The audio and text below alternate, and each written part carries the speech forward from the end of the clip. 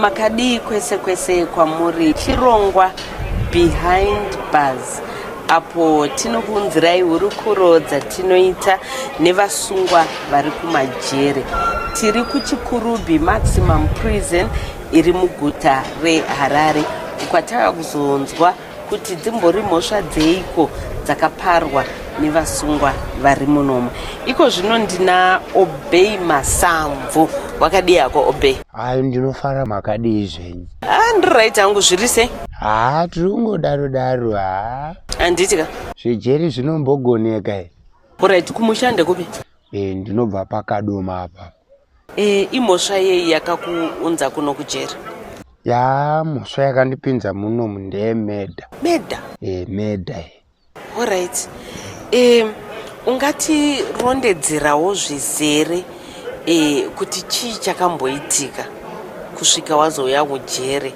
Mhosva kutanga kwayakaita kusvika yaparwa, yazoparwa, wakafamba sei, wakasungwa sei, kusvika waenda kumatare dzimhosva, kusvika nhasi uri pano paChikurubi Maximum Prison. Alright. Hayo maita basa zvenyu. Inini ndingangoti muchidimbu. Wakanga uri muswe Friday. Alright. Kunopera kwemwedzi so. Saka isusu tunoita zvekubika chiparamazenge. Chiparamazenge ihwahwa hwatinobika uya hwemudzimba uya. Saka bhuru wangu wandinobika naye akandifonera nekutanga tabika nezuro wacho. Akandifonera achiti uya uteste hwahwa uyu kuti hwaita here, kuti ramangwana Saturday vanhu vawane kumwa hwahwa. Zvisinei ndakamuka ndikaenda kumba kwabhuru wangu uya. Ndamuka ndaenda kumba kwabhuru wangu ndakazodzoka kumasikati. Adzimai wangu inini vakanga vaenda kugadheni kunodiridza muriwo. Pamba pangu ndakanga ndasiya mwana wangu musikana ane 12 years. Inini pandiri kudzoka pai ndiri kusvika pagedhi ndiri kunzwa mumba mangu mune noise mukitchen. Noise hongu ndozviziva kuti makonzo epamba pangu akakura ende kiti iripo inobata makonzo. But machemero acho ari kuita gonzo iri kuita kunge munhu. So chii chiri kuitika? Ndakamhanya kunopinda mumba muya. Ndapinda mumba muya zvandakaona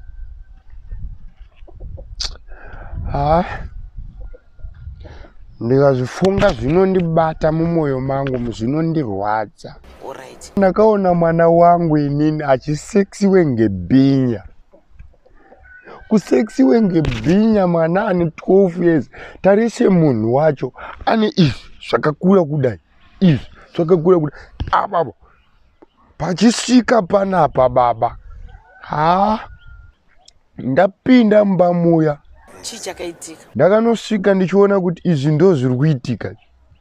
Ndakanosvike ndichibate jinda iye munomu muchiunomu kuda kuti ndibvise ndiritakanure pamwana paya. Jinda riye rakandirova neizvi. Rakanditi bhinya riye rikati, iwe unoda kutakanure uri muchinda, unondipa here zvandinoda? Ndikati ndinokupa sei ini ndiri murume, hauoni here kuti uyu mwana uyu zvikanzi asi zvandoda nazvo iwe hauna? Wadii kutsvaga vanhu vakuru vesaizi yako? Tarisa makuriro wakaita, wakakura kundidarika kumuviri wako kudai. Tiri kutaudzana, iye akamira uyu wasiya mwana uya watanga kuya kwandiri.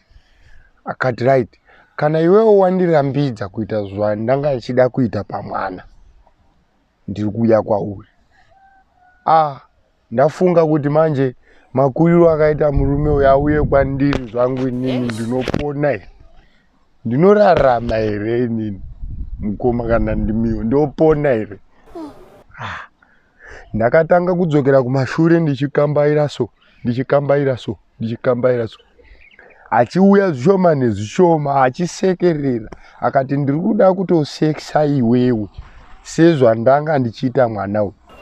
Ndakada kuti ndicheme but zvairamba kuti ndicheme. Nguva yasiwa mwana uyu nebhinya iri kwakatadza neudaidzira manext door. Mwana akabuda kutiza kuti anosvedza vanhu. Munoziva kumaruzevha kuti tinogara dzimba dziri kure nakure. Ukashedzera hakuna anonzwa.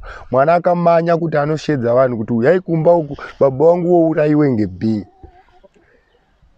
Mushinda uyo ari kuuya kwandiri, ini ndiri kudzokera kumashure so. Ndakangoone badza nechepamashure pangu apo. Ndakatore badza riye ndiye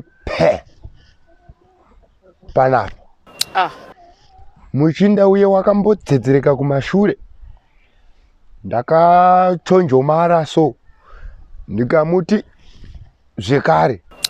Nechepanapa zvekare. Mushinda wakadonhe pasi. Ndakabuda mukicheni muya. Ndiri kubuda ndiri pagedhi. Ndakasangana nevanhu vakawanda vachiuya vachiona badza rangu rakazare ropa, vachidongorera mumba vachione murume wadonhe pasi. Ivo vakati wafa, ini ndakati wafenda. Zvikanzi wauraye munhu, ndikati handina kuuraye munhu. Zvikanzi wauraye munhu, ndikati handina kuuraye munhu. Zvikanzi inyaya totoita police case. Ndikati kupolice case kuita sei? Uyu munhu wauye pamusha pangu kuzondi ataka inini nemhuri yangu nomwana wangu. Zvikanzi hazvina basa ba. Urikufana kuenda kumapurisa unotaura kuti chii chaitika. Nguva diki diki pakasvika maneighborhood. Maneighborhood wandibata. Kundibata so kuita kunge inini ndini mbavha ndawinga vanhu pamba pavo but inini ndini ndawingwa pamba pangu. Munhu akasvika akandikanganisira mwana wangu mudoko. Zvisinei takasvika kumapurisa. Tikanzi inyaya yei? Ndakawatsanangurira. Zvikanzi wakatora mutemo ukaisa mumaoko ako. Waifana kuuya kuzoripota. Ndikati ndinoripota sei? Ndasvike bhinya iri rakatsitsira mwana. Ndiri kuda kuzama kutakanure mwana. Bhinya iri randirova neizvi ndikawire pasi. Rikati riri kuda kurepa inini. Neniwo riri kuda kundibata chibharo. Ndiye ndawana badza apa kuti ndizvidhifende. Zvikanzi wauraya munhu. Saka ndakazoenda kukoti. Koti ikanditongera life in jail ikati ndauraya munhu. But izvezvi toziva pane hama shamwari vari kutoona interview iyi. Saka message yaungada kutaura. Inini chichemo changu ndechekuti hakunawo here maloya anomiririra vanhu vasina mari. Kuti vaongorore nyaya iyi kuti inini ndini ndakawingwa, handina kuwinga munhu kumba kwake. Mwana wangu akarepiwa, inini ndaida kurepiwa. Ndaheupa mwana wangu, ndazviheupa kubva mumaoko ebhinya. Ndosungwa futi inini ndonzi life in jail. Ndapara mhosva, alright, ndapara mhosva 1. Uyu wapara ngani? Wajamba gedhi rangu kupinda muyadhi, imhosva. Wabata mwana chibharo, imhosva. Waabuse mwana, imhosva. Wade kurepa inini, imhosva. 1 yekundirepa. 2 yekuti wanga uchide kuita chingochani kuvata nemumwe murume, imhosva iyoyo. Saka inini mhosva yangu iri papi? Saka ndicho chikumbiro changu mukoma. Ndiyo nyaya yangu mafambiro ayakaita. So kubva pawakauya kujeri pana rumbo yakuzokuona? Ya, mwana anouya achindiona anondikumbira regerero but ndinongoti hai no haisi problem mwanangu because hausiriyo wakatadza, wakatotadzirwawo ukatokanganiswa. Alright, tinotenda. Muchirongwa chedu Behind Bars tinomirira pano.